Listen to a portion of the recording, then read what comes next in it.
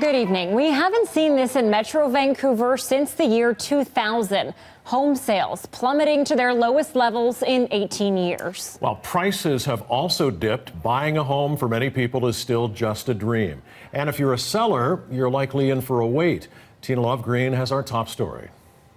We redid the floors throughout, so we did slate throughout the kitchen, new tile in the bathrooms. When Clark Fryer coughed up $65,000 to renovate his two-bedroom condo on Kingsway, he figured it would be a fast sell. We were hoping that it would go as quick as all the other units in the building have gone.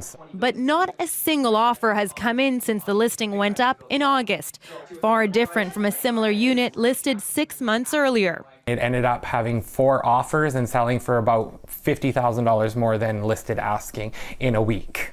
Just a few years ago, I could tell you we did story after story about people lining up to buy pre-sales or paying thousands, if not millions, over asking price. But now that home sales have hit an 18-year low, the story has changed. We've seen less sales and we've seen prices start to soften and edge downward. Last year, there were 36,000 home sales in Metro Vancouver, a 32% drop from 2017, making it 25% below the 10-year average. Prices have dipped too. At the end of last year, the average price for a home in the region was just over $1 million, a nearly 3% drop compared with 2017. Longtime realtor Ken Leong says when prices are high, everyone competes. But when they're low, people sit back and watch.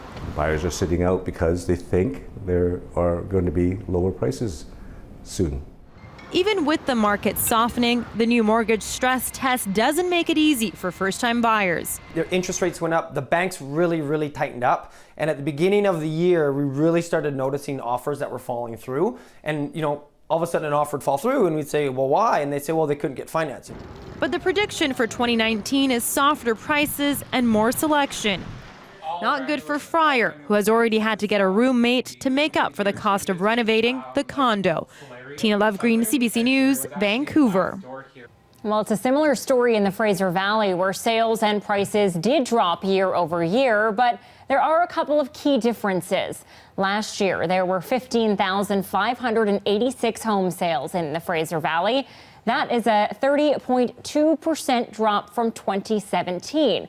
Meanwhile, the benchmark price for a home in the region at the end of last year was $834,700, a nearly 2.5% increase compared to the end of 2017.